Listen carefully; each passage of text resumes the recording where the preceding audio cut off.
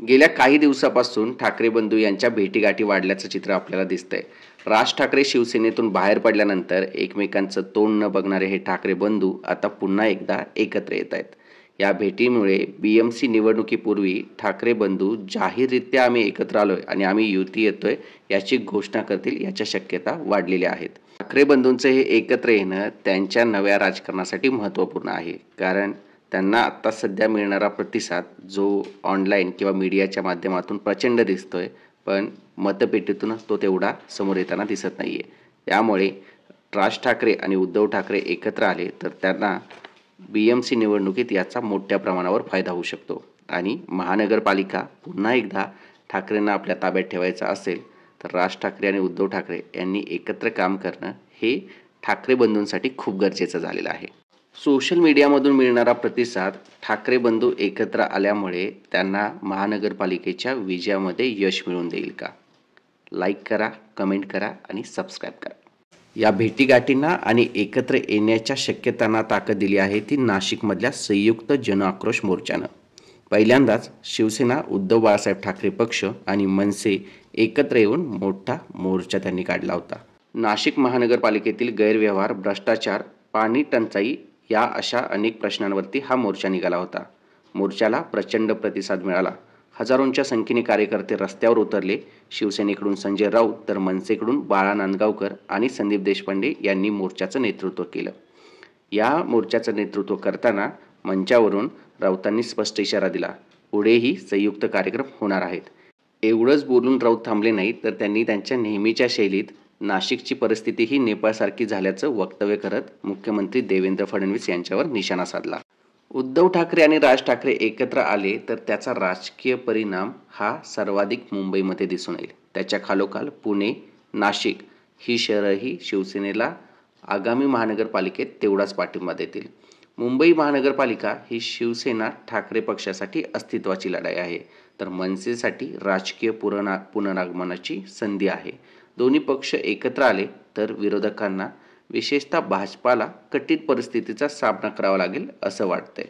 या मोर्चाच्या माध्यमातून संजय राऊतांनी फडणवीसांवर केलेल्या टीकेनंतर भाजपही मागे राहिलेलं नाहीये. भाजप प्रवक्ते नवनाथ बन यांनी पलटवार करत आम्ही नाशिकचं पालकत्व स्वीकारलंय असं सांगितलं. मात्र प्रत्यक्ष नाशिककरांना भेडसावणाऱ्या समस्या, पाणी, कचरा व्यवस्थापन यावर भाजप किती गंभीर आहे हा प्रश्न आता मोर्चानंतर अधिक तीव्र झाला आहे, कारण या मोर्चाला प्रचंड प्रतिसाद मिळाला.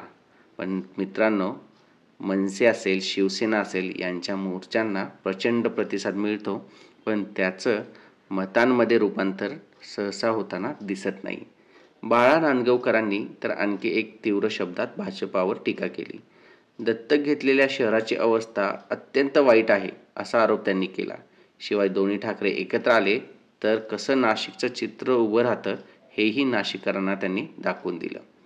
आता इथे ठाकरे ब्रँड पॉलिटिक्स समोर येत आहे.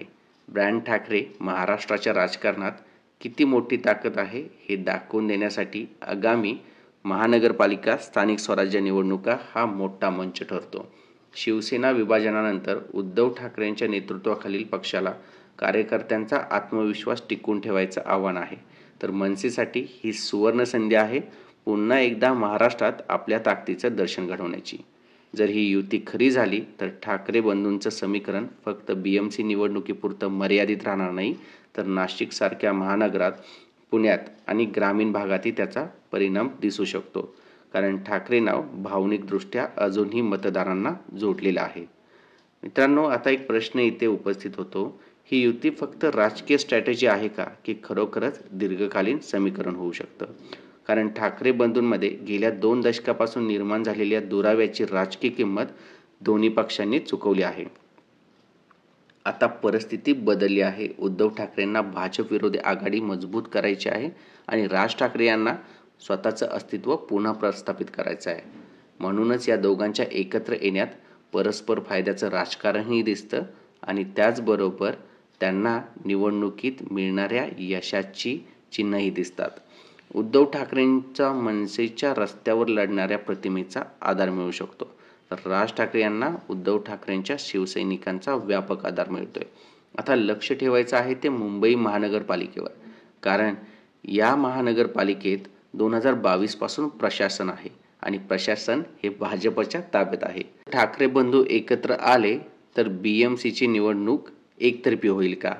भाजपसाठी हा धोक्याचा इशारा आहे का? मित्रांनो, कमेंट करून कळवा, लाईक करा आणि आमच्या चॅनेलला सबस्क्राईब करा.